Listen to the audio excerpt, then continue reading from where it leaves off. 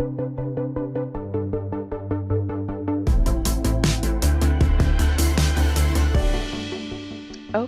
I think that we will get started with this very special event.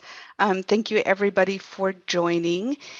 Just want to give a couple of webinar tips for participating in this. We really encourage questions. You can raise your hand, and when the time is appropriate, we will ask you to ask that question live. Or if you would like to type in your question into the Q&A chat, we will then read those questions for you. So we will get this started. Again, thank you everybody for joining us. And at this time, I would like to introduce Dee Mooney, our Executive Director of the Micron Foundation. Thank you, Janine. Good afternoon, and welcome to today's event to celebrate International Women's Day, a true focal point in the movement for women's rights. How far we have come, but of course, how far we still have to go. Again, good afternoon and good evening for anyone joining, possibly from the US or Europe. My name is Dee Mooney, and I lead our global giving efforts here at Micron. Micron firmly believes in delivering equitable opportunities for all. And that's why we invest in the communities where we live, work, learn, and play. And I'm so proud of the ways this last year we had a global impact through our philanthropy, our programs, and our people. We gave $13 million away to schools and charities, and we really leaned into new ways of responding thoughtfully and compassionately to the needs of our communities around the world. Women are poised at the center of our communities and understanding our local needs. So today we come together to recognize women across the globe, specifically recognizing women in STEM. And I know we have male allies on the phone too, so I welcome them, or to the Zoom, so I welcome them as well. There is certainly a lot to discuss regarding the future of STEM education and how to ensure we are cultivating that next generation of STEM enthusiasts. So gender stereotypes and lack of role models affect girls' interest in STEM from an early age. Globally, only 18% of girls in tertiary education are pursuing STEM studies compared to 35% of boys. And even within that, there lies a gender divide. Similar numbers of boys and girls pursue natural sciences, while far more boys look to engineering and manufacturing careers. And even once a woman does obtain a STEM degree, many do not pursue a STEM job. Gender discrimination and bias at work can happen and discourage women from entering or remaining in STEM jobs. I know we're going to hear about that a little bit today from our panel. The good news is that we are talking about it. We are raising awareness, and this problem is getting much attention. In fact, STEM education is part of the 2030 Agenda Partnership Accelerator, which aims to significantly accelerate effective partnerships that are in support of the United Nations Sustainable Development Goals. So girls and women's equal access and participation in STEM is key to the 2030 Agenda for Sustainable Development and its pledge to leave no one behind. So today is a time for us to reflect on the challenges related to gender equity in STEM fields and how we can work together to support our colleagues, mentor those that are entering into technology pathways, and how to encourage additional young women to come into the STEM fields and all the exciting things it has to offer. So it's an honor to be here today and to host our distinguished panel, hear firsthand from them about their own experiences, how that led them to a career or decision to pursue STEM. And I'm really glad they are joining us today. So to begin our panel discussions and moderate this panel, it is my pleasure to introduce Antara Lehari.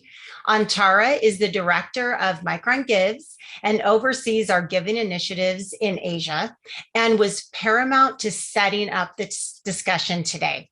So Antara, I'm going to hand it over to you to facilitate this panel and have a great conversation. So Antara, take it away. Thanks so much, Dee. And good morning, everybody, and good evening. Thank you very much for joining us. Today morning, we are going to be discussing with our esteemed panelists how we can together support girls from across Asia and the world to engage with STEM in schools, universities, and eventually be in a strong position to take on the technology careers of the future. I want to briefly reference the UNICEF Office of Global Insight Policy report, which came out in 2020, specifically mapping the gender equality in STEM from school to work. It actually showed that fewer girls and boys aspire to careers in STEM and technology, even among top performers, surprisingly. Interestingly, women comprise about 40% of the STEM workforce, but as Dee was mentioning, they are very well represented in health, but acutely underrepresented in engineering, technology, and STEM careers of the future. I was shocked to read that only 12% of jobs in cloud computing, for example, which is considered as one of the STEM careers of the future, are held by women, 12%. So we do have a lot of work to do. And this is critical because we know that the future of work is changing. Existing jobs are being modified and new ones are emerging at the frontiers of our economy, which requires specific knowledge and skills in STEM. At the same time, millions of girls and young women are not developing the skills they need to effectively participate in society. Girls in particular are missing out on skills they will need throughout their lives to become more effective citizens and change makers. Skills which quality STEM education can cultivate, like lateral thinking, problem solving, and innovation. This basically is leading us to a learning crisis, which is also leading us to a skills crisis, which has been significantly exacerbated by the COVID pandemic and the learning loss in the last 2 years, particularly in developing economies. We will be discussing all these different issues with our esteemed panelists today and try and identify what could be potential solutions to better enable girls, and especially vulnerable and marginalized girls, to take on the jobs of the future. So let me tell you a little bit about the structure of our panel. Our panel discussion will start with exploring how gender equity can be strengthened in education systems by exploring solutions from all across Asia. We will then be going on to understand both at the level of the company itself, at an industry level, and the individual, how we can better promote gender equity in technology careers for the future. At the end of the panel discussion, as Janine mentioned, we will be opening the floor for questions. We would request you to please put your questions in the question and answer box. I would now like to take this opportunity to introduce you to our incredible panelists, and we are very, very honored that all of you agreed to join us today. So to start with, I would like to introduce Dr. Sierin Lim. She is an associate professor of bioengineering at the School of Chemical and Biomedical Engineering at Nanyang Technological University, Singapore. Her research group focuses on the design and engineering of hybrid nano microscale devices from biological parts for applications in health and the environment. She founded the Society of Women Engineers in Singapore, of which she is the Vice President Academic. She is also leading the promotion of women in engineering research and science program at NTU. Then I have the distinct pleasure of introducing Dr. Rufaihah Abdul Jalil. She's an assistant professor in health longevity translational research program at the National University of Singapore and heads the tissue regeneration and repair lab. She is also a founder of Granada Academy, an initiative which focuses on experiential scientific learning from kindergarten children to youth. Then I would like to introduce you to Professor Hiromi Yuasa. She is a professor in Kyushu University since 2015. She's worked with Toshiba Corporation from 1998 and studies spintronics related to magnetic devices. I would now like to introduce Professor Meenakshi D'Souza. She is a professor at IIIT Bangalore, where she teaches courses on software testing, automata theory, and computability, discrete mathematics, algorithms, and graph theory. She is also actively involved in initiatives related to advanced STEM, gender, IT hardware, as well as technology applications. I also have the pleasure of introducing Dr. Nahomi Aoto, who is the Senior Director of Technology Development in Micron Memory, Japan. Dr. Aoto has been in the semiconductor industry since 1983, Since 2018, Dr. Aoto also fills the role of an ambassador of semiconductor technology to university students and professors in Japan, and is leading activities for inspiring women's leadership. Finally, I would like to introduce the youngest member of our panel, Pallavi Aggarwal. She is a research scholar at IIT Delhi and National Yangming Tung University, Taiwan.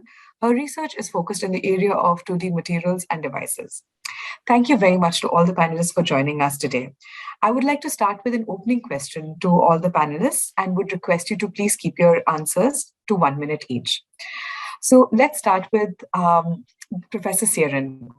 It would be firstly great to learn more about our panelists. Please tell us what inspired you to pursue a career in STEM. Professor Sierin, take it away. Thank you, Antara, for the invitation, and thank you, Micron, for this very nice panel. Just to answer the question, I am a curious person, and growing up, and I so enjoy exploring. So STEM career provides me with those opportunities. It allows me to think, to contribute to solve problems, real problems like plastic pollutions, using creative approaches, or just quoting Marie Curie for the beauty of science, with the freedom to push the frontiers of knowledge. And that's why I stayed around and in the careers in STEM. That's beautiful, Professor Sierin. Thank you. Dr. Aoto, what inspired you to pursue a career in STEM? First, thank you very much, Antara, for introducing me, and I appreciate Micron Gibbs for this great event. I've been working for semiconductor industry for over 35 years, and when I started my career in STEM, science, technology, engineering, and math, there were less women. And I decided to pursue my career in STEM. The reason was very simple.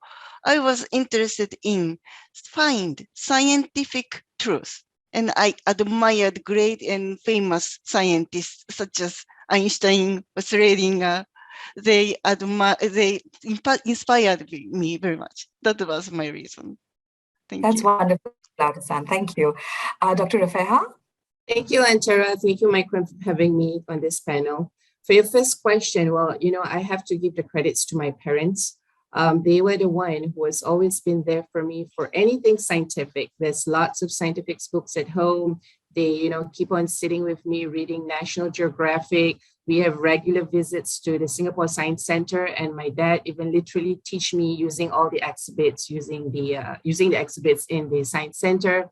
I joined their science program, collecting different science badges. So it was a lot of that encouragement that I get from my parents. My parents are not scientists, by the way, but they see the future of science. And at the same time, based on all these interactions I have with them, I just enjoy asking questions about how things work, what are the new things that happens around the world and things like that. So, I really have to give that credit to them. And also, in addition, back then, there was literally not many women scientists being featured, even in the news or in the newspaper. So particularly, there was not even one Malay Muslim scientist featured in Singapore. So I think that was also one of the motivation for me to be the first. Yeah. That's fantastic, Dr. Rufaihah. Thank you very much. Professor Meenakshi, what inspired you? Thank you, Antara, for this opportunity, and Micron too. I would agree a lot with Rufaihah. I had very motivating parents who believed that a career in science is the way to move forward professionally. They believed that I have to grow up and be an independent woman acquiring professional education, and science career was the way to go as far as my parents are concerned. And in science, I'm always favored maths, and I also liked biology. I'm not the type who really enjoys history or the geography a lot. So it came as a very natural choice to me, and I owe it all to my parents. Thank you so much, Professor Meenakshi, for sharing that. Pallavi, why don't you tell us about you? I'll give you a very honest and a simple answer. I always used to like doing experiments in my school time in physics and chemistry lab. Say it like the pendulum experiment for finding out the gravity or chemical reactions. So I decided to pursue my bachelor's and master's in physics from University of Delhi. Then I got to know about the field of nanotechnology and 2D materials, and got to know about the importance in the miniaturization of devices around us, say laptops, mobile phones, etc. So I finally decided to work in the field of 2D materials and joined as a research scholar in IIT Delhi and NYCU, as you mentioned. Now I synthesize 2D materials like tungsten disulfide, rhenium disulfide, and make FPTs on them. So this is when I decided to root my career in STEM. Great. Thank you so much, Pallavi. Professor Yuasa, what inspired you to pursue a career in STEM? Thank you for invitation and introduction. And to be honest, I don't have a clear point to decide the career plan. When I was a high school student, it was difficult to decide the course of engineering science and social science. And typically, the course change from engineering science to social science is easier than the opposite case. So I selected the science course at that time. I'm sorry for not positive reason. But after that, I have been a scientist because scientific studies and works are logical, exciting, and fair and competitive. I like it. I am happy to continue a scientist. If I might say the reason, the main reason might be the fact that my father has been an engineer based on science. So around me, there are a lot of scientific books, topics, and games always. So I think atmosphere is important for raising the girls to like science. Thank you. Thank you so much, Professor Yuasa. You're absolutely, that is something that we see borne out in the research as well, absolutely. Now we will proceed to the individual questions for the panelists and think a little bit through how we can better support girls from across different income groups to engage with STEM at the education system level.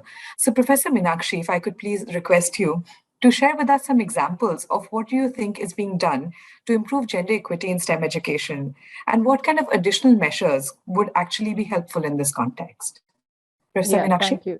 Yeah, thank you, Antara. As you rightly said, no, I mean, there are plenty of reports available, including the authoritative ones by UNICEF, where there's a lot of research done that talk about the disparity in gender as far as STEM is concerned. And Dee also alluded to a lot of facts which are really true. So let me bring in the India perspective and non-medical India perspective. We do have two eminent people who are involved in biology and medicine as a part of the panel.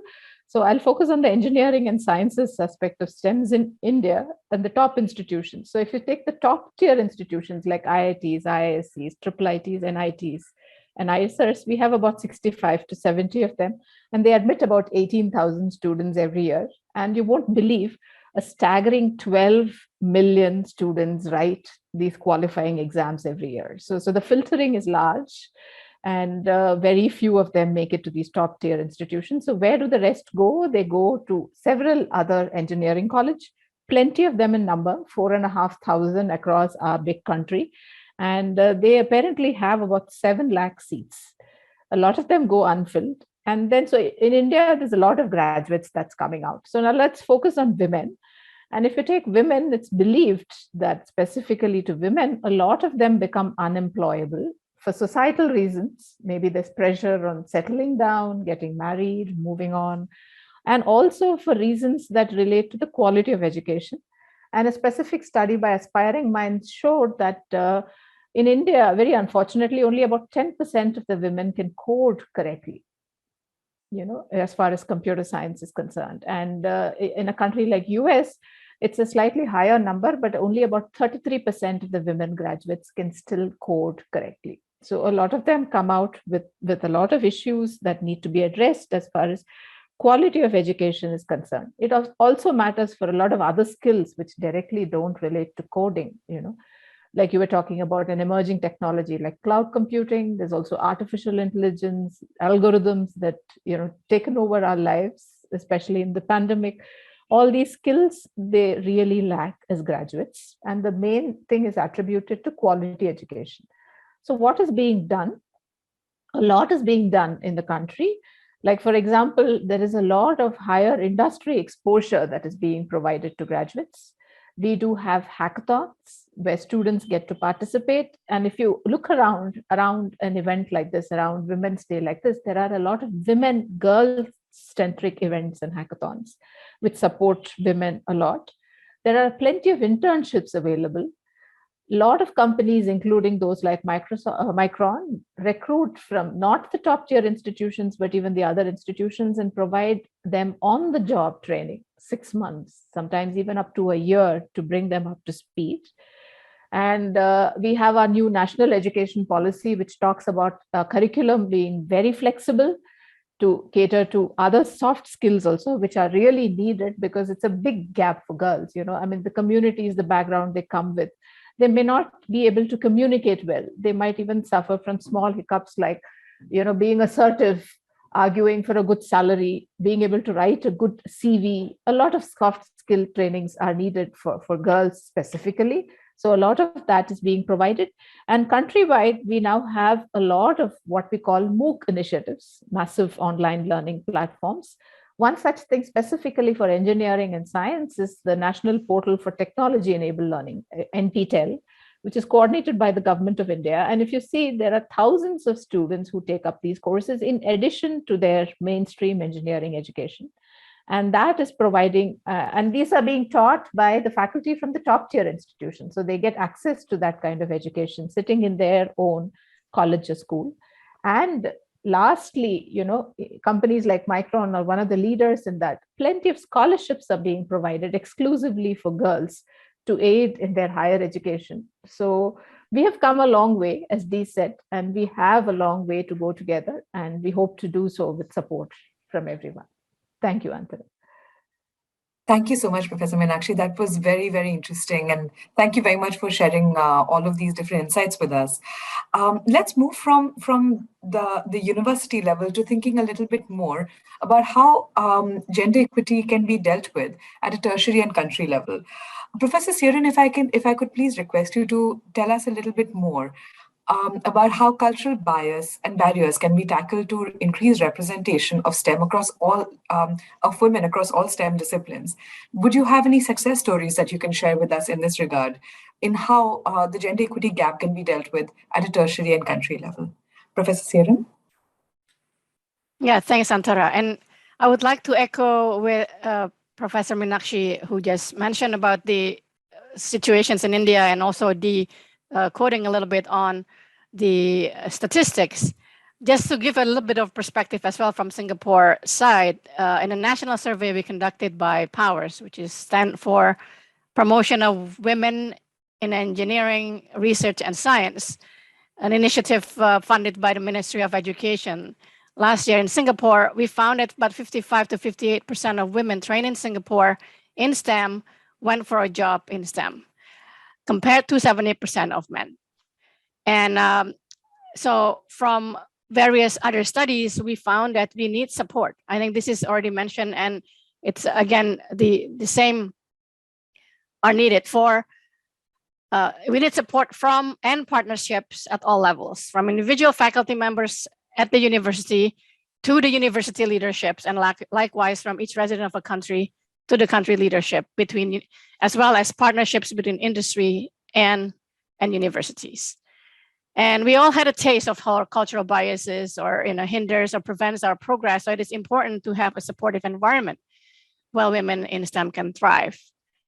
I had a little chat with my Dean of College of Engineering at NTU, and he shared how growing up, he noticed that all girls at secondary school were assigned to home economics while the boys were sent to build structures. So then this is a pretty interesting story. So when I requested his support to fund women's development at tertiary levels, we're looking at more of a PhD levels because we found that's why a lot of the drop-offs also happens. How can we support them to move and then go into a career that they are trained in? So then when I requested his support to fund this, he provided some and more. So we are actually announcing these 2022 Women in Engineering, Science and Technology Awards today for NTU. And this award allows the students to sign up for any development courses that they need, personal development courses like Coursera. And we have actually a curated list of such courses for them to do personal development. They can also present at international conferences to promote themselves and better their opportunities and career progression. I would like to also mention that these women in engineering, science, and technology development grants actually also include the 4, up from 2 last year, Micron NTU Women in Tech awardees. So thank you, Micron, for being our first industry sponsor that enable us to also provide these development grants to our students. We now have a community of these fund recipients for the last 5 years who continue to be connected and hopefully will continue to build supportive community wherever they go. So up from the university level, Singapore declared 2021 last year as the year of celebrating Singapore women. And the Ministry of Education provided funding for us to establish the program I mentioned, promotion of women in engineering, research, and science. And we take the first letter of each word. We came up with the acronym POWERS. And we aim to build a supportive environment at NTU and hopefully other educational institutions. We seed efforts and provide Bloom funds. I'm also very pleased to share that since last year, we have now 4 women-centric student groups at NTU. These are completely grassroots, which include the Society of Women Engineers and he for she affiliate or chapter at NTU. And here I would like to just close my statement here by a quote from one of my mentors, Daniela Rhodes. After all, the world needs the best brain to run, and 50% of those best brains belong to women. Thank you. Thank you so much, Professor Sierin. That was a nice way to end. I love that quote. Dr. Rufaihah, if I could maybe bring you into this conversation at this point. You've done a lot of work with girls from vulnerable communities as a part of Granada Academy. Can you share with us how can we better support demand generation from girls from low-income and otherwise vulnerable communities to take up STEM education at the secondary and tertiary level? And how can families and communities who play a very critical role in, and we heard this even in the opening statements, how can families and communities be supported to encourage on this? Dr. Rufaihah? Thank you, Antara. Well, I just have to start first. I felt very motivated hearing Prof. Sierin. Oh, she should have been in my life when I was younger. All right, to answer your questions, based from my interaction with these groups of students or young girls per se, I really, I'm a strong believer that the family environment plays a very huge role in influencing how these girls actually perceive the field of STEM and also their own abilities. Because if you do not have parents who are caregivers who are not really educated, having the knowledge and understanding of what STEM is all about, it's just like the girls having a flame and it's just being wiped out. So for me, I feel that, parents need to be educated before they can actually play that supportive role in exposing their children in the field of STEM, even at early age where the implicit biases are forming. So one of the things I was just thinking about, it's actively reaching out to these parents and caregivers.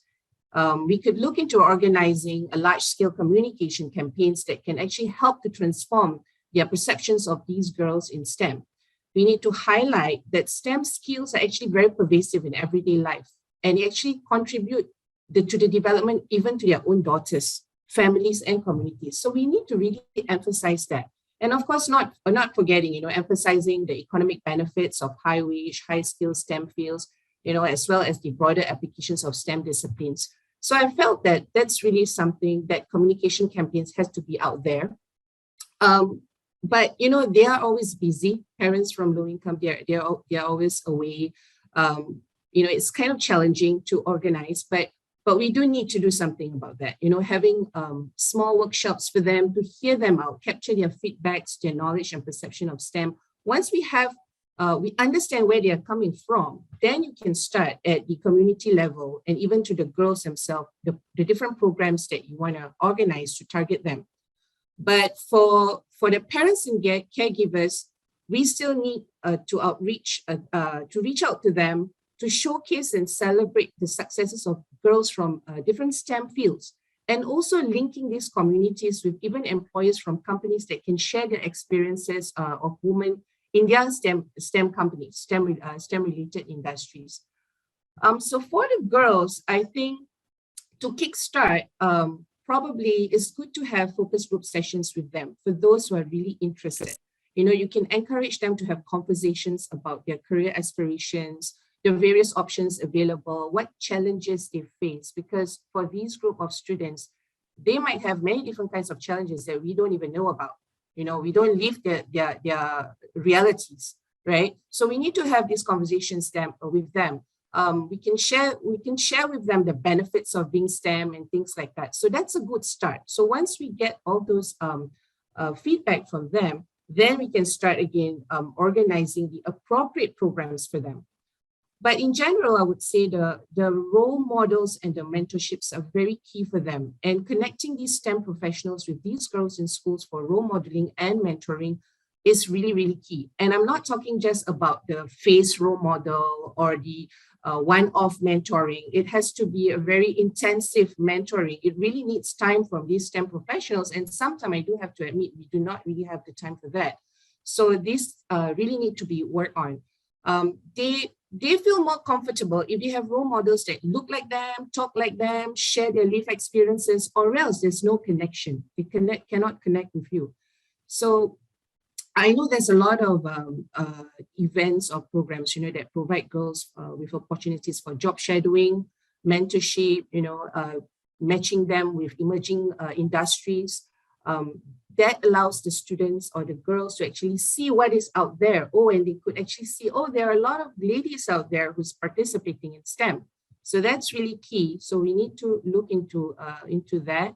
Another thing is, when we talk about mentors, it doesn't need to be someone from the academia or a scientist per se, but it could actually be anyone who can help them understand or answer their questions that they have about their educational paths and careers, and how to go about dealing with different situations that they are in. So really you need like dedicated counseling, advising, academic supports. It's really like a need for them, for this group of students. Because, you know, if even in the most studious of young girls, the most motivational girls ever, if you keep on seeing this persistent subconscious image of male scientists everywhere, even at an early stage, this subtle and cultural message, even about, can even actually trigger their own self-doubt, even in the most studious young children, girls. So I feel like that's really key. The next thing that I want to talk about is the education materials. In STEM, the girls just need to be good in math and science. There is no discussion about it. But it's not just being good about these subjects, but they need to be able to enjoy learning these subjects and not just see it only as a subject in school. So we need to promote early research experiences to give them a taste of what hands-on activities are like, train or hone their scientific thinking skills. And once they get engaged and get connected to STEM projects that are relatable to the real world, they will be able to see that STEM is just beyond the subject classroom, right? So that's very important. I feel that, you know, we need to have revamped educational materials using a specialized industry-driven curriculum that addresses real-world problems, encourage girls to be very comfortable in the lab, and things like that. They are little things, but for girls who come from the vulnerable groups or even the low income, these really matters to them. And of course, there's one thing which is, besides, you know, providing all these programs for them, one key thing that I always felt that really makes a difference is that teachers, even parents, if they can foster that growth mindset in these girls, emphasizing that practice is key to performance and not their innate ability to be able to do it, that's really key. Because at the end of it, training and hard work can actually help them to persist through all different kinds of challenge. And that is a very key trait that lacks in many girls that I see. And one thing, you can also reinforce the idea that successful STEM professionals are willing to practice, you know, to develop their skills, to practice through all the different difficulties. We have to frame that adversity is a common experience that everyone has to face. It's nothing new. It's a common experience, so that even challenging coursework or when you're faced with big challenges, it does not signal to them that they don't belong to STEM. So you kind of have to show that. And of course, out of school programs, it's always good for them. But one thing to highlight, Micron has helped me a lot in reaching out with out of school programs and even holiday activities. But one thing, these initiatives have to be near where they live because they need that physical accessibility, because they are committed to help their parents with a variety of day-to-day tasks. So it has to be organized in areas where you will find more of these girls, right? So there are some of the things that I can share with you about how to, help out these group of girls from low-income and vulnerable groups. And also, of course, last but not least, is you need that financial supports, partnerships with the governments, public and private industries. It's like you need a whole group of people to champion this, to make these girls feel confident and they are able to face the challenge ahead. Thank you so much, Dr. Rufaihah. That is actually fantastic and so many different calls for action. So this is very, very helpful. Thank you very much for sharing that. And I think that it will be really helpful if we sort of move our discussion now more from education to the transition to industry. As we've seen, and it's been referenced by our panelists as well, that there is a significant sort of gap in the pipeline between education and industry, and there are different support structures required. I would like to call on Professor Yuasa now to talk to us a little bit about this. Professor Yuasa, given your experience having worked with both Toshiba and Kyushu universities, so both in academia and industry, how do you think that the barriers which are faced by girls in moving from education to a career in technology can be tackled? Would you have any good examples of countries and companies who are doing something worth emulating? Professor Yuasa, please take it away. Yeah. I'd like to introduce the different example between the industry and the academia. I think the different point between industry and academia corresponds to the difference between working in an organization and working as an individual. In Japan, each has both of advantage and disadvantage. In the case of industry, where we work as a member in organization, we can carry out a big project in a team. When a project is going well, we are excited and happy based on synergy effect, impact on the group, the big, we can feel that we can enjoy the impact on the society. It is an experience we cannot obtain without a big organized team. By the way, there remains still an old image that women have to serve the tea or coffee, but since over 20 years ago, I have never seen such a situation in the company having the research center. Once I gave the coffee to co-development guests, my boss excused me. It was over 20 years ago. When I was young, I didn't feel a gender gap. Also, the child care leave system is well established. After the leave, the position and salary are guaranteed. We don't have to worry about that. But I suppose the gender gap appears after working for several years. One example is jealousy associated with your success. If the male employee achieves a successful work, he will be respected and admired. Of course, he will get the jealousy also, but in general, the amount of respect is overcomes. But in the case of women, the impact of jealousy will be larger than the respect, and her leg will be pulled. It is just a trend, but it cannot be ignored. It is originated from conscious bias, I suppose. Even such a case, if you have a fair boss, there is no problem at all. The situation depends on the personality of the boss, but in Japan, job change is not so common. So it will be a negative point, I think. On the other hand, in academia, there is not much jealousy when good results were obtained. Nobody pulls our legs. Instead, unless we work, we cannot obtain the result at all. Generally, we have to apply the next academic position with increasing the research works. This is the reason why it is hard to take the long child care leave. Researchers in academia have the responsibility for success and poor performance. This is a different point from the industry, I think. Let me summarize. Career in industry and in academia have a different merit and demerit. I think it's better to choose the one you like. And in the case of the scientist, you can do this. That's all for my talk. Thank you for attention. Thank you so much, Professor Yuasa. Thank you very much for sharing these with us.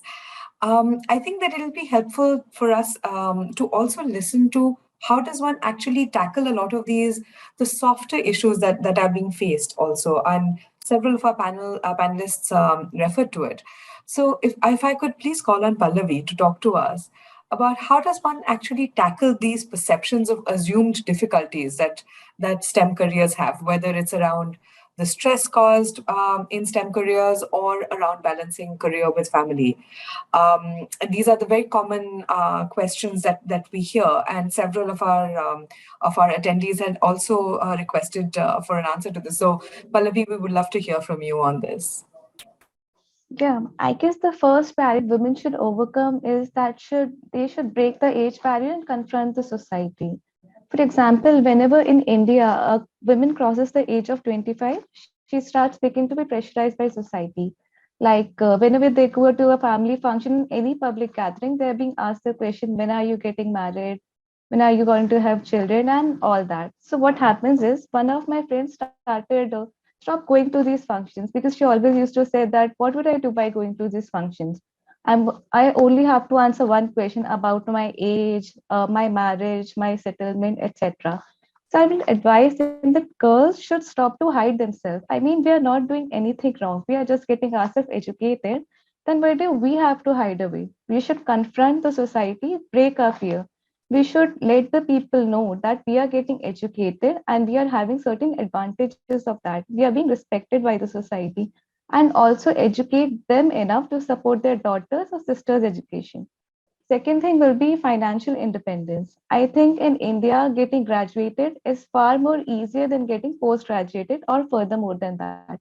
Because our society feels that if we have got our daughters or sisters educated till graduation, that's enough for a responsibility. The idea of higher education is not supported very well. So at this point of time, I feel that girls should look for more career opportunities or fellowships. Like Micron is giving us at Marie Curie Fellowship, because once they'll gain the financial independence, they will be able to take the flight on their own. They won't have to depend on anyone. And the third thing I would like to say is that girls should also explore the technological world and not restrict themselves only to the academia area. For example, I study in IIT Delhi. I've seen a large number of female as well as male students who are studying engineering. But still, whenever a machine gets broken up in my laboratory or something else happens, we call up an engineer. It always comes to be a male engineer. I never visualize that I'll be taking a call and saying, hello, ma'am, my instrument has got broken. It always comes out to be a male. That's maybe because girls constrain themselves to academia because they feel if they'll work into academia field, they'll be able to take care of their family, their children, and this is how they'll be able to balance their life. But I would like to suggest that whether it is to be an academia or an industrial exposure, it should be our own decision. We should not be getting stressed by our families, our friends, or society. So I think the biggest thing that we need to do is to break our fear. I mean, if we won't believe ourselves, then who else will? That's fantastic, Pallavi. Thank you very much. That is very inspirational indeed. And I hope that we have a lot of young girls on the call who you can inspire. through your very, very forward-thinking and break the barrier, break the bias attitude, very in line with the theme for International Women's Day. With this, I would like to go to a little bit more of an industry angle. If I could please request Aoto-san to talk to us a little bit about this. We know that industries which are engaged with technology tend to be generally perceived as being male-dominated, and you've been in these industries for a number of decades now. We would love to learn from you on how companies, firstly, can tackle the difficulties perceived by women in pursuing a STEM career, and secondly, from a woman's perspective, what do you think are the key pathways to succeed in such male-dominated industries? Dr. Aoto? First, to the first question, let me point two steps companies can take. The first one is companies need to understand gender diversity is really effective in their business as well as in creating their ethics and culture. That means, in my experiences, I know that gender diversity of engineers can promote innovations. New ideas come from discussion among diverse engineers, team members, and encouragement each other. It really happens in my experiences. And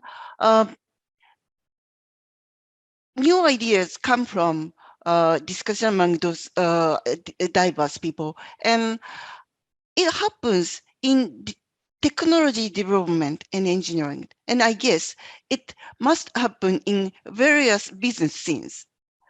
I think each company can confirm that fact in its own way and need to understand that fact. Gender diversity is really effective, truly, sincerely, not superficially. That is the first step companies need to take.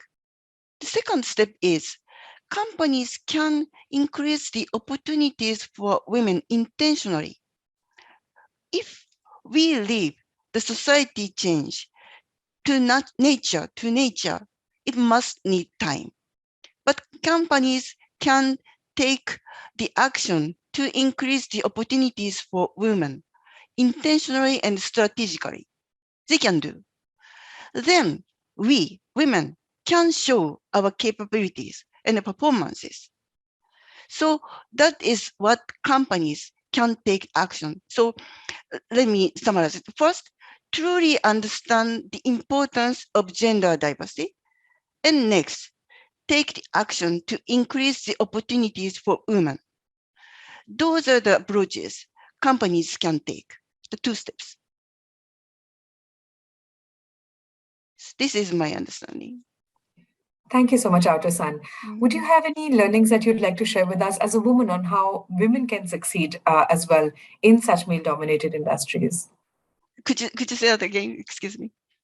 How women themselves, so any learnings that you have from your experience on how women can succeed in such male-dominated industry from the perspective of a woman, what do you think are their steps to success? To find their own way, my own way, and believe that to pursue. So when we believe what we want to do, we can pursue what I want to do, they want to do. Absolutely. Absolutely. And thank you so much, Dr. Aoto, for that. These are very important steps for us to, for all companies to actually think about, given the current statistics on women, especially in technology careers, which are considered at the cutting edge. I'd like to also start with the closing questions for the panelists. We do want to have enough time for the question and answer session. All of you have been so successful in your STEM careers, and we see that women are still facing significant challenges in accessing STEM fields. What advice would you give to yourself if you were starting your career now in 2022? And also, what can we all do? Maybe we could start with Professor Yuasa. Yeah, it's a very difficult question for me, but I'd like to say, a young girl, please don't stop studying, research, or working anytime. Yeah, keeping is important, I think. Just my opinion. The stopping the study, it means losing the future for, I think. And keeping is important, effective on the future. So please keep studying, researching, working every time, anytime. My Great. Thank you message. Thank you so much, Professor Yuasa. Professor Sierin, what advice would you give to yourself in 2022? Yeah. My younger self, I would remind her to stretch her comfort zone and keep learning. I was never comfortable speaking in public, and now I have to speak in front of all of you. But that was a really a constant learning process, and I'm willing to do that because I know that by doing it, I would grow, and I will push my limit. And then I think the one other part that I would like to encourage learning is learn how to recognize opportunities. We'll never know where that opportunities will take us as well. So I just would like to say one more thing, I guess, if that is the, so that's all for now, yeah. Great, thank you so much. Dr. Rufaihah? I agree with Prof. Yuasa. It was a difficult question. I literally sat in the middle of the night in the dark to think of what to say. Well, I would tell myself that the world is mine to explore. There's so many possibilities in STEM. It's just a matter of, telling myself to find the right STEM subject that really interests me, to pursue it, and use that to make to make a meaningful contribution to the community. But importantly, this is something that even up till today, my old self, I'm still reminding myself, is that to get comfortable being uncomfortable. There's going to be all these environments that I'm not comfortable with. So I just have to not be afraid. Just be prepared for that challenging environment. Don't be afraid to get out of my comfort zone. And of course, if I choose a path that is less traveled by my own demographics, of course, it's going to be a very difficult decision, I think. But the bigger challenge is actually sticking to that path while you're facing all these various challenges, and try to succeed it, while facing all this opposition with as much grandeur as possible. That's the only thing that I can tell myself. Not let all these, there's always going to have these people with some internal biasness, but I would tell myself to refuse to let that corrode my sense of self-worth and limit myself, like what I think I'm capable of doing. So basically just bring to the table my unique perspective, my heart and talents, and of course, no one can reasonably refuse me a seat, right? But at the end of it all, I need to remind myself to be kind to myself. I'm always hard on myself, like all the time. That's true. Women are. And thank you so much, Dr. Rufaihah. I love that phrase, to be comfortable, to be uncomfortable. It's truly something which translates across all disciplines as well. So thank you very much for that. Dr. Aoto-san, what advice would you give to yourself if you were starting out your STEM career in 2022? Yeah. And I'm sorry, I missed your question, the previous question. So let me combine the answer to your previous question and the last comment. So I have three advices to me and to women, to young women here today. And first, move by yourself. Move by yourself. So take the first step by yourself. Don't wait for someone take action. But when you move, others must move. So begin by yourself. This is the first advice. The second advice is ask for help. You can ask others for their help, regardless of their genders. There are women pioneers before you, and they will help you. There are also men who ally with women. They will also help you. There are many I myself, I asked my forerunners for their support, and they supported me. We have been widening our road step by step. So let's make progress together. So please ask me for my help. I will support you. So that is the second advice to me and to women. The third one, this is a very small tip to the woman here today. Don't need to be a superhero. We have many great role models, superheroes. And now we learn many things from them. And we add variety of roles, not a superhero, but as an ordinary scientist or engineers, we can widen our road. So not necessary to be a superhero. You can find your own solution. That is the last tip. And finally, to me, when I meet younger version of me, I try to say, move by your step. Start your step by yourself. When you move, others will move. That's my Thank you message. so much. Thank you so much, Aoto-san. That is very inspirational. I like the three-step call to action. That's fantastic. Thank you. With that, could I ask Professor Meenakshi to share with us, what advice would you give to yourself if you were starting your career in 2022? Yeah. Thank you, Antara. I think it's this more or less the same advice. I always like to dream of standing on my own two legs and getting a professional career. So I would still like to do that. And I'd encourage all the young girls out there to go ahead and dream and not worry about the society. But, you have a dream. And if you like your dream, just go for it. And the one difference that I see from then to now, which was early 90s to early 2020s, is the technology. So I would really encourage you to embrace technology, use it to your advantage, which we didn't have. I mean, even when I was doing a PhD, I had to go to the library to get books, and I cannot just Google for things. And that's a big thing that has changed all our lives now, and for the betterment. So I would say go ahead and embrace it. Never feel shy to use technology for your growth and use. And the second thing that I tell myself is that, okay, having come so far, how can each of us help another one? If I can help a few more girls to kickstart their dreams, kickstart their career within my capabilities, within my job that permits me, it would be a wonderful thing that we could do to each other to overall promote collective growth. That's it from my side, Antara. Thank you.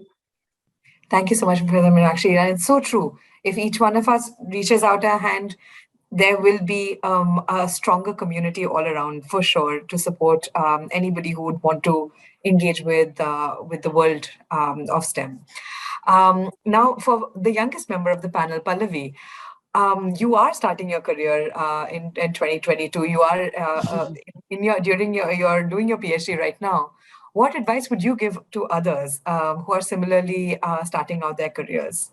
I like to give the same advice that first confront the society, believe in ourselves, look around the world for career opportunities, and then finally take the flight. Thank you so much. Thanks so much, Pallavi. And thank you very much to all of our panelists for your extremely wise words and very inspirational thoughts. So thank you very much. With that, we will start the question and answer portion of the panel discussion. We already have some questions that have come in. So maybe if I could direct them to a couple of our panelists for your answers. So our first question is, can the panelists please share some tips on effectively managing male members in a male-dominant culture? So maybe if I could request Professor Sierin to speak to it from a university perspective, and Professor Yuasa to speak to it from an industry perspective. Professor Sierin, would you have any thoughts on effectively managing male team members in a male-dominant culture? Yeah, thanks for the question. It is not easy. I mean, it's a challenging in a way most of the time. Okay, sorry, maybe I back up a bit. most of the time, the university has been quite friendly, but it does not mean that there's a small pocket at which these become very challenging. We need to be able to, again, recognize what really is a real problem and versus something that might have just been a cultural norm, right? But then, because we cannot use the same standard across different, especially when in a different and multicultural settings. But I have to agree with, Pallavi also mentioned this, and also Meenakshi mentioned that, as well as Aoto, to find what it is that you really need to do and believe in that, and then take that first step. Whatever first step it is, it should be something that is kindly intended, and then by putting it forward, you are stretching. It might not be comfortable, right? But then if you're stretching yourself again, and then bring that up in a kind manner, and I think that would help in terms of managing certain expectations that you would like to be treated in this kind of environment. So that's perhaps how I would manage that. Thank you so much, Professor Sierin. Professor Yuasa, would you have any tips for us on this? Yeah, how to say, it's very difficult question to manage the male employee or a member. In the university, it is slightly easy compared to company, I think. The organization is rigid as a professor, associate professor, assistant professor, and a student. So if I am professor in this team, it is easy to manage student. Student is younger. In Japan, the age is important factor to manage, control the organization. In that case, the university is slightly easy in Japan. But in the company, it's very difficult, I think. But I heard from the elderly woman business person, the most of people surrounding her changed the attitude after she became 50 years old. 50 years old, the clicker point. Everyone changed attitude. Everyone started to listen to her opinion. And this is one example in Japanese traditional company case, but age is an important factor. So the young leader, young woman leader, it is difficult to manage members. And I'd like to ask Aoto-san in the company manager. So, I'd like to know the tips. Let me follow you. So I don't think there are some specific solution tip you can solve this issue. It is not so simple. But when you are in such male-dominant society, you need to start to change the atmosphere, environment, or culture of that organization, that team, that company. That is what we need to do, what company needs to do. And that is a starting. We don't have so easy answer, quick answer, but we need to create the atmosphere, culture to respect each other. That is the first step. Respect, I always say that, respect and accept, then we can include everything. Respect, that is the start. Then accept others. So if you are in such difficult situation, please start to change the culture, atmosphere of the team. That is my recommendation. Sorry, I cannot answer so very simple tip, but it's a long way to change. But I think it is common in every country, company, every organization we need to take. And also men need to take as well thank as the you. women. Yeah. Suggestive comments. Thank you. Sorry, you doesn't mean only Yuasa-san. So I want to say everyone here, not only for Professor Yuasa. Absolutely. Thank you very much, Aoto-san. In fact, actually, it would be great to also get Professor Meenakshi's perspective on this. I think in the Indian context, this is also a very important question to answer. Yeah, true. I think the problem cannot be solved. I don't think it can be solved, and I agree with Aoto-san that there is no one solution to the problem. When I was working for Honeywell, before I went into academics, one of my bosses used to tell me, how I wish you were not here, literally. Because I was the only woman in a team of 23 researchers, and he's directly told me this. We can't be ourselves just because you're here. And I mean, you end up facing it. The way I view it is, solve it in a way that makes you stronger. That's the only thing. Whatever each one might have a unique approach to solving the problem, but never solve it in a way that makes you weaker and say, I give up. And this is a bad world, and I'm going to give up and accept it. Don't do that.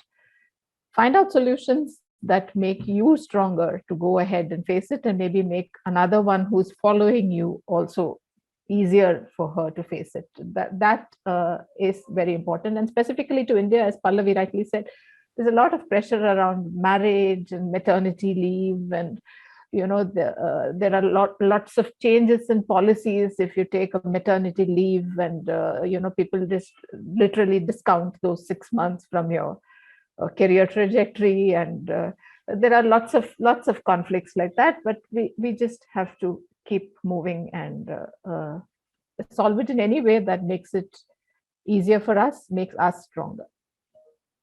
Absolutely. Thank you so much, Professor Meenakshi. That's very helpful. Our next question is actually centered around something Dr. Rufaihah said about focusing on focusing on parents to help their children to be inspired. And many of you actually reference this also in your opening comments. Do any of you know of programs that focus on parents and excite them so they can better support STEM careers for their children? Anybody on the panel would like to speak on this?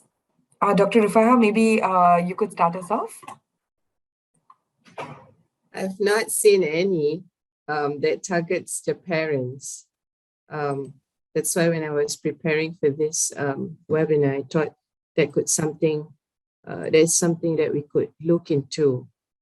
Because I have experiences organizing community programs, science programs, and with funding from the government. And on the day, we was expecting even if we could get 100 students from low-income families to come, I'll be very happy. I'll put a tick check mark that I've been successful. What happened was 1,000 people came, but none was from the low income. They were all from the mid-income and high income. And I was like, okay, that was not the purpose of this program, but it is what it is. So from there, I learned something out of that. So I think reaching out to the parents, I think are new programs that probably I might look into in the future, because I feel like that's really important, because there are girls who have come to me and, they show their interest in participating and wanting to do better in the STEM field. They show that interest, but they always, it comes with baggages, which I am not able to solve because, it's difficult for me to solve that. I can help them in the aspect of all those that I shared with you, like making sure they can do well in the subjects, their opportunities are there. I can network them with people I know, things like that. But when it comes to those packages, I'm not an expert in dealing with that. Yeah, and this is then an important piece for us to engage with, and it's a really important opportunity. So thank you very much for talking about this. Would any of the other panelists have any comments on this? Okay, then with Professor Sierin. No, okay. I would like to then go to the next question, and maybe if Pallavi could give us an insight into this. One of the questions we've been asked is, how do you not get overwhelmed by the expectations and manage stress while still trying to put your best work in? Pallavi, would you have any advice on this? Actually, my parents have always been very supportive, so I really didn't feel any kind of this stress. But I guess we should try to do our own work and not to worry about whether we are going to fail or whether we are going to succeed. We just do even if we are going to fail, what will happen? Nothing will happen. We can just try again. So I don't think we should really worry about the outcome of a failure or a success or the stress. I think we should just go to do our work, just like everyone else do. Sure. Thanks so much, Pallavi.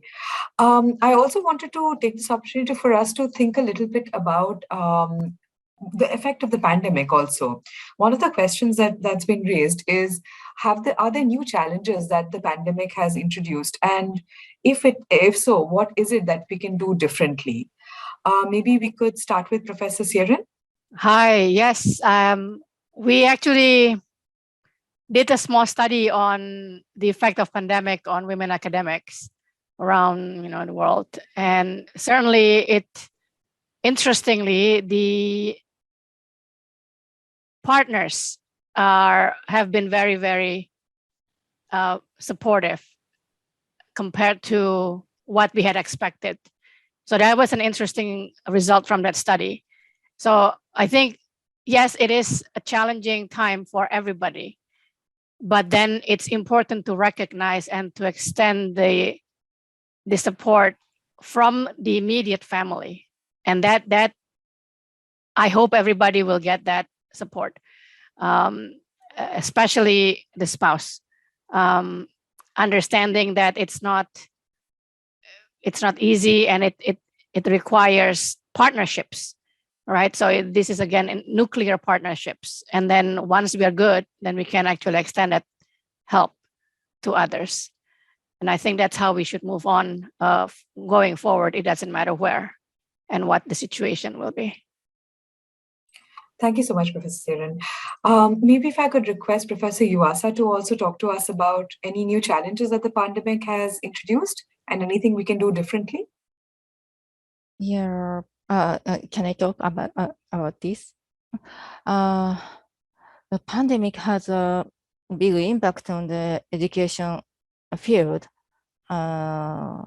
including our university. But there is of course, there is a bad aspect, but slightly small, but several good points. And I'd like to introduce a positive issue. And online lecture is common now. And recently, the student lived in university before graduation. The reason is mental illness or something. In that case, the online virtual lecture is very effective for them. And many students can succeed to graduate from university by using online lecture. And it is a good point of the remote lecture caused by pandemic. Of course, pandemic has a bad impact on the student. It is a main phenomena, but we can find some good aspect of the pandemic. Thank you, Professor Yuasa. Indeed, it has forced us to rethink how we do things on a daily basis, I think, at work and in education. Pallavi, you've been doing your PhD through the pandemic. So maybe if you could talk to us a little bit about the challenges and what are the different methods that are coming up in tackling access to STEM careers during the pandemic.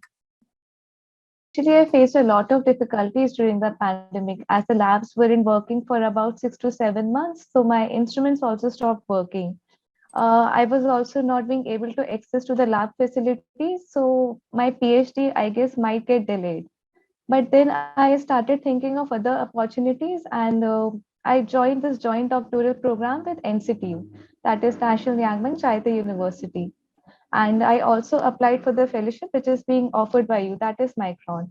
So via these two career opportunities, I'm again able to pace up in a PhD. So when I was facing challenges in India regarding these technologies that I was not getting access to labs, I used to send my samples to this NYCU universities and get these measurements done. So again, by exploring the world, and as I get the opportunity by yourself also, I'll be able to study more technological techniques like lithography, etc. So despite the pandemic, when I used to sit at home, I explored the opportunities, I applied for fellowships, and a kind of I will be able to gain a new experience, and I kind of like learn something during the pandemic also. Absolutely. Thank you so much, Pallavi, for sharing that with us. It's good to turn this into an opportunity rather than looking at it only as a barrier. So thank you very much. We've received several questions around balancing stress and family and the work-life balance for women. And maybe if I could request all of the panelists to speak a little bit in this regard, because this seems to be a very common thread across all of the across several questions that we've received. So how would you, what advice would you give on balancing work and family life for women in STEM careers? Maybe if we could start with Dr. Rufaihah. That's a very common question. Most people would ask that. Well, when you're in the STEM industry, it does take up a lot of your time. Sometimes if you don't do your time management well, you're practically working all the time. Of course, back when I did not have my children, it was way easier until the children factor comes in. And there was a joke that was given to me. In order for a woman to be successful in STEM, you need a married woman to be successful in STEM, you really need to have an excellent spouse who really understands you and who supports you and who could be there for you for every single thing. Yeah, you know, you really just need to be very good at your time management, and you have to get support from your immediate family if you have that opportunity. For me, I'm just lucky that I still have my parents around that are very happy to help out when needed. So it does help quite a lot, actually.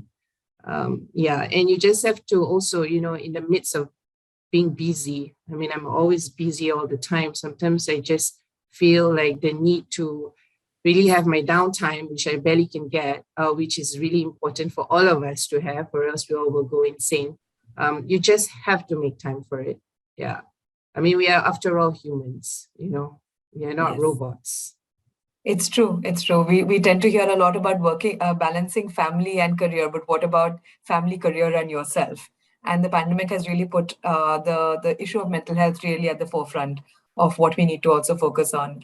Professor Yuasa, would you have any tips on how do you balance family and career and life?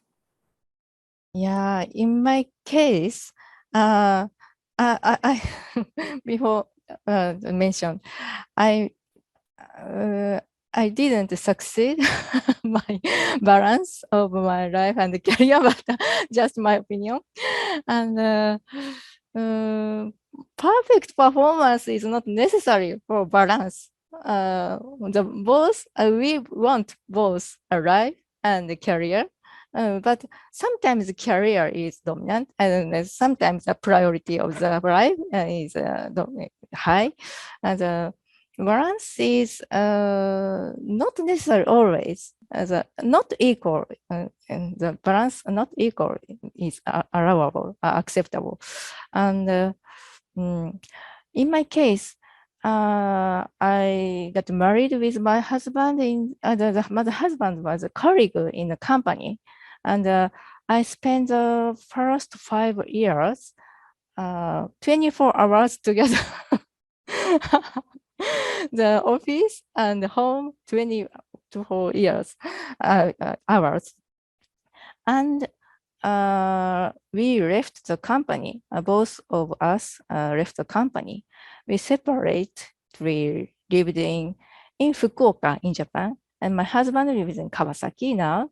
And before that, I live in Fukuoka, and my husband lived in US, Silicon Valley. And before that, my husband lived in Singapore. He lived in Singapore 2 years or over 2 years. I visited 7 times Singapore. I enjoy the Singapore.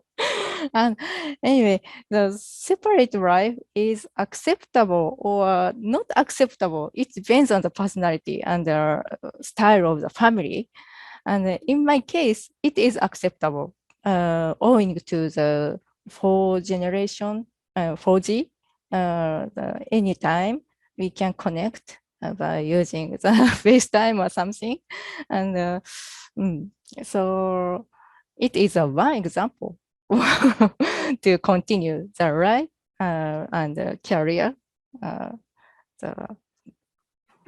I don't know if it is good or not for everyone, No, but in my case. No, it's a great example, Professor Yuasa. And I remember something that Sheryl Sandberg had said in this context, that the most important decision as a woman you'll take in your career is who you marry, which is it's an interesting statement. Professor Sierin, would you have any thoughts on how do you balance life and work and family?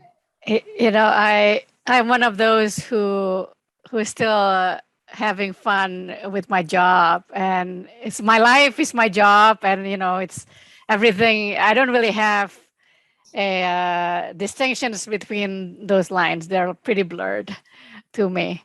And the pandemic, to some extent, I was lucky enough to have my mother got stranded with me for about 10 months. So that was really nice to have her and actually discuss stuff.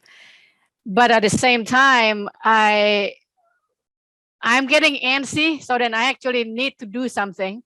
And I ended up working more than I had if it had not been the pandemic. So I just kind of have this routine that I just go around and around in a circle, right? So, and at the end, my mother was, of course, she's always working. She just left me alone and doing her stuff. But what I wanted to say is that then I realized that's not fair, right? But then it's not easy for me to just stop working. So then it's a conscious effort. I said conscious because I have to make time. I have to block a time in my calendar, like no calls at this time. And only then I actually help me, stop and then do nothing. Because otherwise I could feel that, I'm just like this little hamster going in the wheel and I just couldn't get out. So it's not easy. It's a conscious effort. And I think everybody needs to just do it. Yeah. Thank you so much, Professor Sierin. Fair enough. Professor Meenakshi, would you have any ideas to share in this context? Yeah, I mean, as you rightly said, being in India, we have a lot of things. So it's not only the immediate nuclear family. In my case, it's a large joint family. So there is not only my husband, I have 2 boys, and then my father-in-law, brother-in-law, and I'm the only woman at home. So you can imagine what my situation in the pandemic would be, right? And I have my own career aspirations and a full-time job and a full-time home to run. So the way I solved it was, as Sierin rightly said, several months spent doing nothing, just working like a workhorse. And suddenly you realize, oh God, what have I been doing? I've not even read the newspaper. I can't exist like this. So, and then you stop. And the first thing is to take time for yourself, even if it means 20 minutes per day, where you can sip a cup of tea and read the paper or whatever it is, just for yourself. That helps a lot. The second thing is ask for help. Tell your family members that you can't do this and it's not fair, and they need to help, because in India, it's always the men's career that comes first, and the women's career doesn't come first. And then you just have to tell your family, no, it's not the way. And, for me, my career is also important. So 2 things. One is, even if it's very small time, take time for yourself. It could be anything that you could do. Go for a walk, read newspaper, whatever it is. Second thing is, definitely ask for help. It's very important. Otherwise, it's going to be difficult moving on. Thank you so much, Professor Meenakshi. Pallavi, would you have any thoughts on this? About balancing work and family, like married family, I mean, family is family. Family is not spouse related. actually, I would like to go with the idea of no work weekends. I would only like to spend the time on weekends only with my family and friends, and would avoid to do any kind of work or reply to any mails related to work, take time for myself. Like it would be like to free up my mind on weekends. So it will like no work on weekends, right? Absolutely, that's great advice. Aoto-san, would you have any thoughts on this? Yeah, so I have very similar experiences with Professor Yuasa. So I worked in a place 5 hours from my home. So Monday to Friday, I was there and came back to my home in the weekend. I did that almost 20 years. First in Japan and later I was in US. So 20 years I live weekday or a few months separate from my family. I did that and I love my job and I like that. But let me say, next step, I did that. But for the younger generation than me, I want to show other solutions I could do. I love that. But my husband said me, I am a slave of a company. I agree, I agree with that. And I was lucky. Nothing was bad on my children's health or my husband's health. That was lucky for me. But for younger generation, I'd like to prepare better society or community. We can get better work-life balance. That's what I want to create.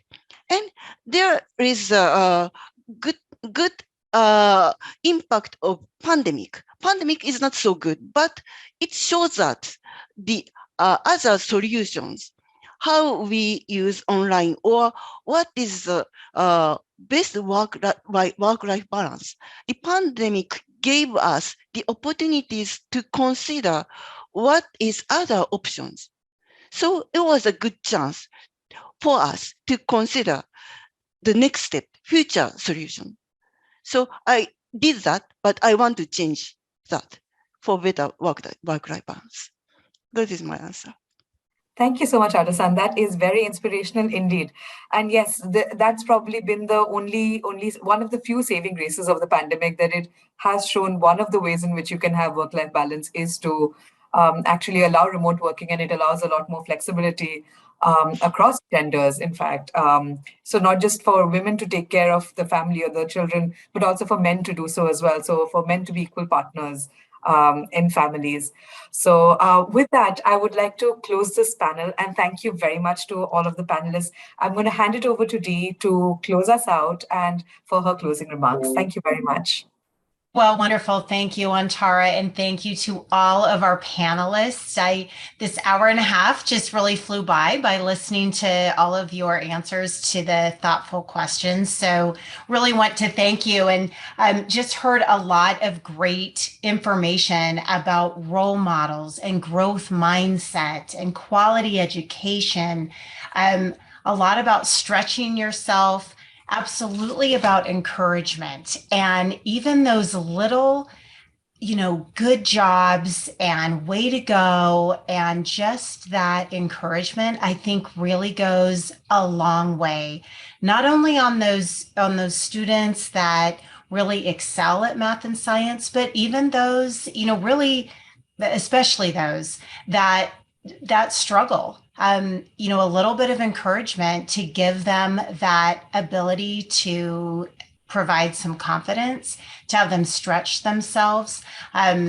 And I also heard a lot about the parents, like making sure that parents are encouraging, that they're knowledgeable. So you've given us over here at Micron Gives some good ideas to how we can project that and bring those programs forward. So I know we're a little over time, so I'll wrap this up really quickly and just thank you again so much. Have a wonderful International Women's Day to all the women and all the male allies on the phone.